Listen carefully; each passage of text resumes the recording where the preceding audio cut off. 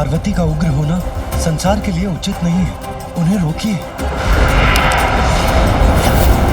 यदि वो महादेव के कहे को अनसुना कर दे तो आप ही उन्हें समझाइए प्रिय। अब समझने की आवश्यकता देवताओं को है स्वामी, जिनकी दृष्टि में पार्वती पुत्र का कोई महत्व नहीं था। इस संहार लीला में मैं भी देवी पार्वती के साथ हूँ।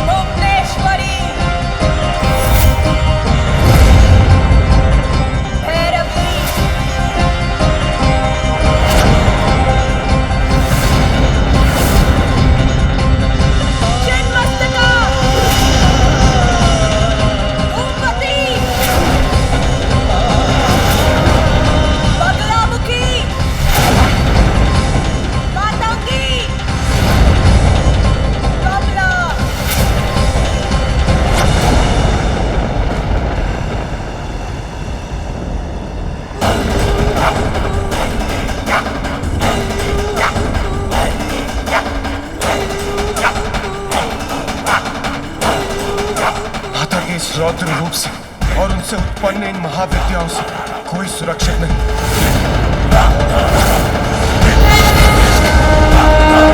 मैं केवल कैलाश ही नहीं, समस्त ब्रह्मांड में जहाँ जहाँ भी देव है उनका भी नाश कर दूंगी। संहार करूंगी मैं, संहार।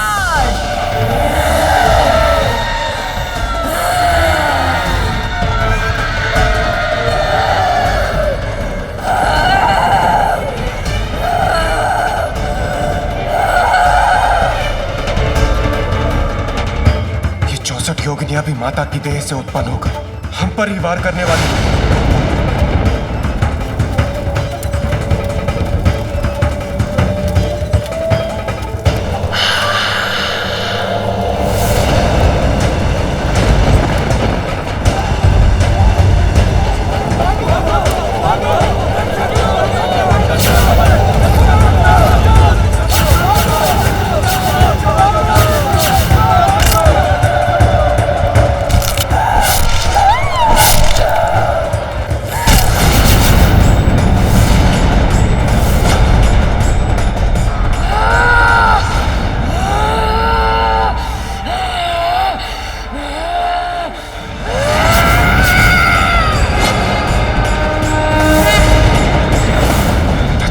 वजह से माता से उत्पन्न ये 64 योगिनियां और 10 महाविद्या अब हम देवताओं का विनाश करने के लिए हमारी ओर बढ़ रही हैं। अवश्य दंड दूंगी मैं तुम सभी को तुम्हारे इस कृत्य के लिए। मेरा भीषणकारी क्रोध सभी देवताओं का अस्तित्व मिटा देगा। मेरी क्रोधाग्नि भस्म कर देगी तुम्हें। कोई शेष नहीं रहेगा। सबका संहार करूंगी मैं।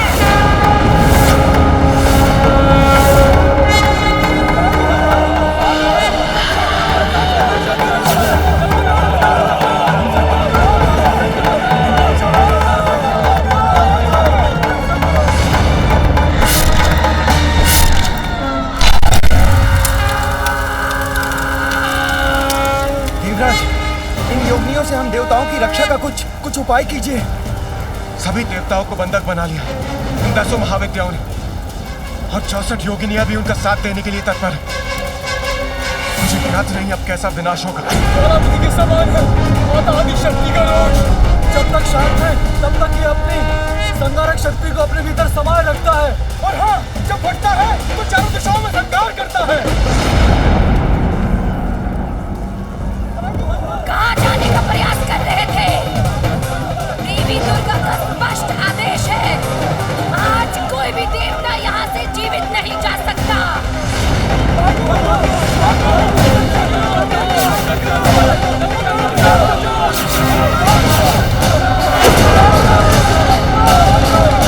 इस प्रकार तो देवी पार्वती सबका संहार करेंगी, सर्वत्र विनाश होगा, नष्ट हो जाएगी सृष्टि।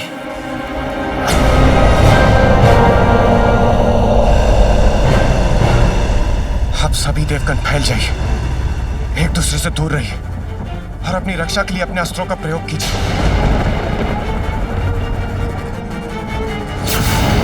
देवगण बचाइए अपने आप को, रक्षित कीजिए स्वयं को। योगिनियों ने चारों ओर से घेर लिया है, शीघ्र कुछ करना होगा।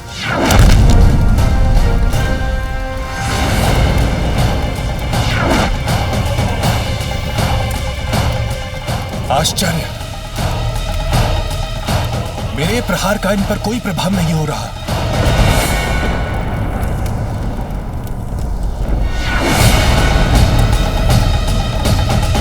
वायुदेव, आज कोई भी अस्त्र शस्त्र अथवा कोई भी तुम्हारी दिव्य शक्तियां महाशक्ति के क्रोध से तुम्हें अब कोई नहीं बचा पाएगा, कोई तुम्हारी रक्षा नहीं कर पाएगा।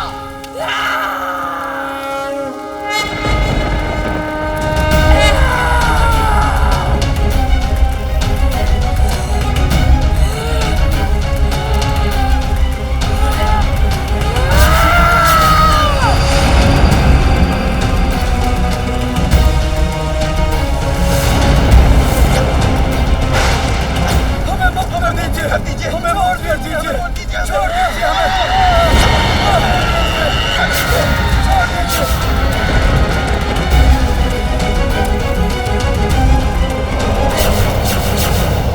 अग्निदेव, कहाँ भागने का प्रयास कर रहे हो? रुको और अपना दंड स्वीकार करो। मुझे पकड़ने की चेष्टा मत कीजिए। मेरी अग्नि सुरक्षा कवच को भेदने का प्रयास किया तो आप भस्म हो जाएंगी।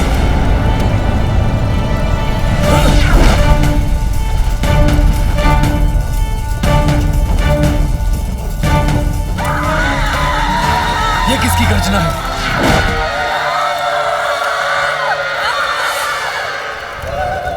देवी तारा अपने विकराल रूप में। अग्निदेव, उससे अपना बचाव कैसे करेंगे आप?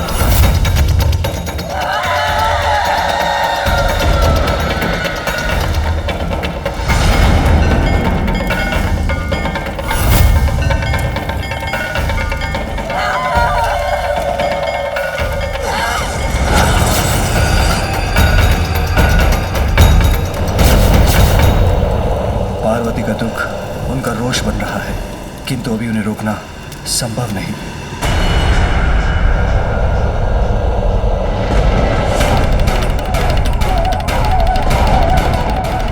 देवी भुवनेश्वरी और देवी कमला अपने हाथों से जिस प्रचंड ऊर्जा को उत्पन्न कर रही है, उससे तो यहाँ उपस्थित कोई देवता नहीं बचेगा।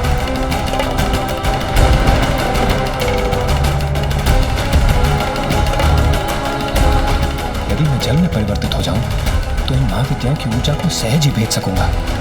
जल रूप में कोई मुझे कैसे भस्म कर सकता है?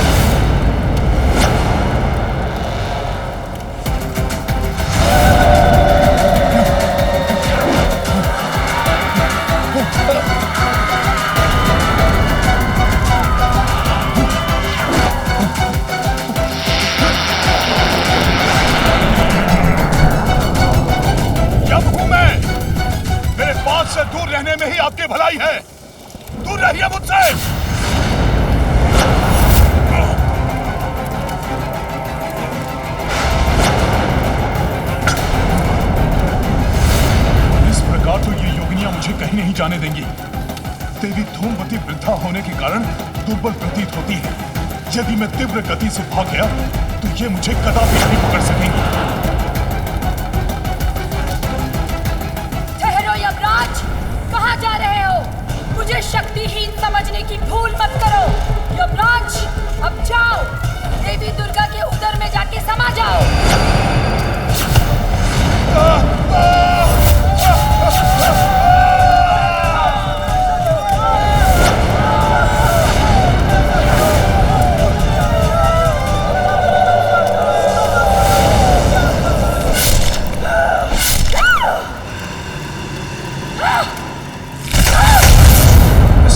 समस्त देवताओं का विनाश हो जाएगा और मैं देवराज होते हुए ये नहीं देख सकता। मुझे कुछ करना होगा।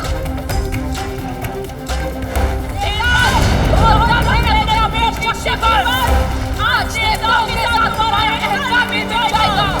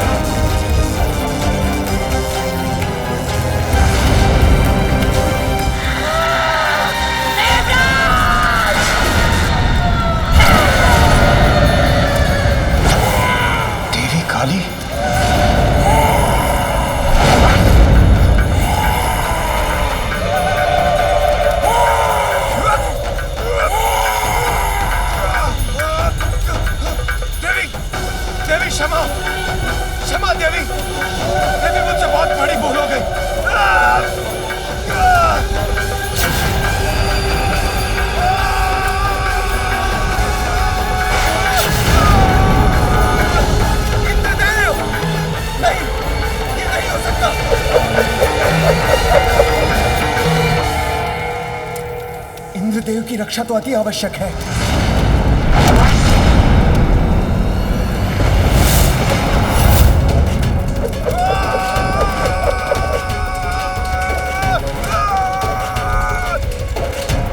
इंद्रदेव की रक्षा से पूर्व तुम अपनी रक्षा का विचार करो सूर्यदेव।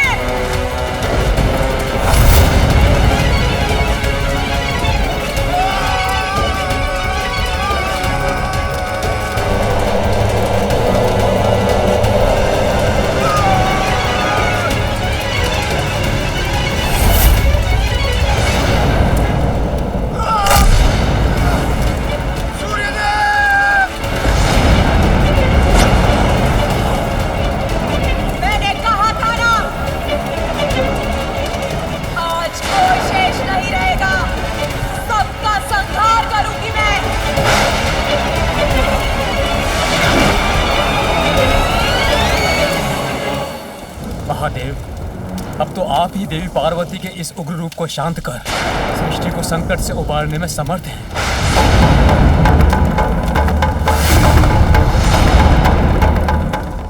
महादेव, शीघ्र कुछ कीजिए, अन्यथा देवी पार्वती सर्वत्र प्रलय की स्थिति उत्पन्न कर देंगी। मैं तो प्रतीक्षा ही कर रहा था कि देवी पार्वती के भीतर का रोष बाहर आ जाएगा तो वो स्वतः शांत हो जाएंगी, किंतु उसके विपरीत उनका रोष तो बढ़ता ही जा रहा है। उनकी इस विनाश लीला को शांत कर उन्हें रोकना ही होगा। मेरे पुत्र का वध त्रिशूल से किया था ना आपने?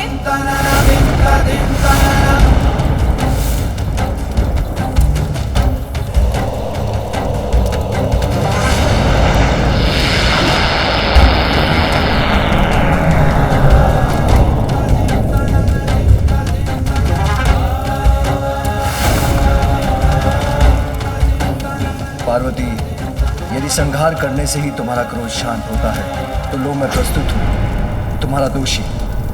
मुझे निगलकर मेरा संहार करो देवी।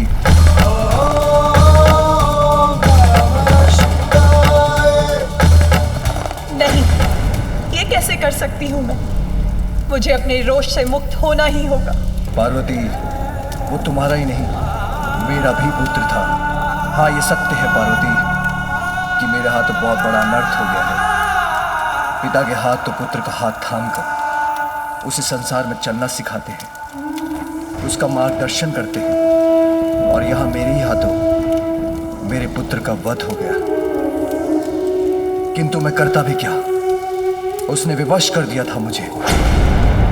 उमा, मैंने तो पहचाना उसे, किंतु वास्तविकता तो यह है कि अविद्या के कारण वो मुझे, अपने पिता को नहीं पहचान सका, नहीं जान सका कि 84 लाख योनियों के समस्त जीवों का पिता मैं ही हूं।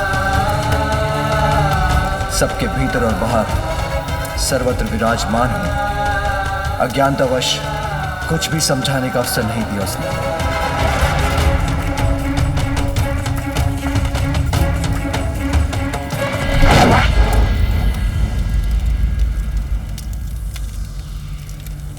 तुमने उसे जन्म तो दिया पार्वती, किंतु उचित संस्कार देने का अवसर नहीं मिला तुम्हें। इसलिए उससे अत्यधिक अहंकार था जिसे मिटाना अनिवार्य था। जैसे ब्रह्मदेव के शीश के साथ उनके अहंकार को भंग करना और प्रजापति दक्ष में समाये अहंकार का नाश आवश्यक था, उसी प्रकार हमारे अहंकारी पुत्र के अहंकार को नष्ट ही किया है मैंने। सत्य है पार्वती, सब जीवन का स्रोत भी मैं हूं, किंतु जीवन प्राप्त करने के बाद सभी अपनी इच्छा अनुसार अपने कर्मों का चुनाव करने के लिए स्वतंत्र हैं। हमारे पुत्र ने जिन कर्मों का चुनाव किया उसका परिणाम यही था, वही भुगतना पड़ा उसे। स्वामी, वो ब्रह्मदेव या प्रजापति दक्ष नहीं था, एक अपरिपक्व बालक मात्र था जिसका जन्म तक कुछ ही समय पूर्व हुआ था। कुछ ज्ञान प्राप्त करने का अवसर ही कहाँ प्राप्त हुआ उसे। अपनी माँ के आदेश का पालन कर रहा था वो, उसके लिए आपने उसका वध कर दिया। ये निर्णय आपका मुझे स्वीकार नहीं है स्वामी। मुझे मेरा पुत्र वापस चाहिए, तभी मैं स्वयं को शांत कर पाऊंगी। यदि आप चाहें तो यह अवश्य संभव होगा, क्योंकि आप ही समस्त जीवन के नियंत्रक हैं। तो हे महादेव, हे देवादिदेव, मुझे मेरा पुत्र लौटा दीजिए,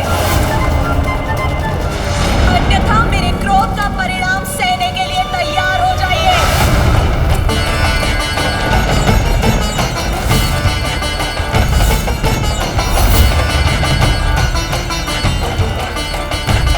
अपने पुत्र से वंचित होकर मैं जीवित नहीं रह सकती।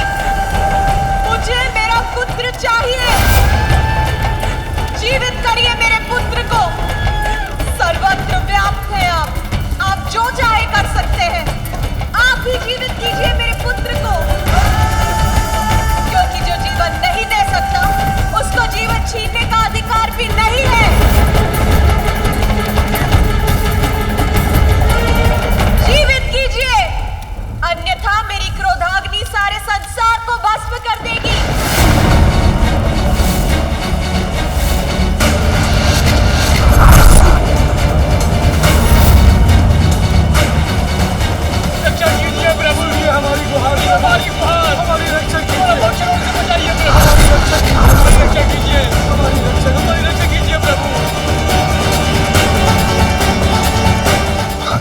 कैसे शांत करेंगे माता पार्वती के क्रोध को?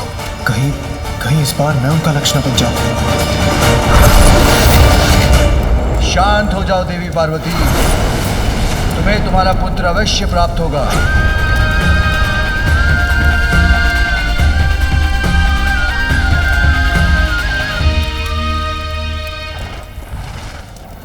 ये क्या कह रहे हैं महादेव? माता पार्वती का पुत्र पुनः जीवित होगा?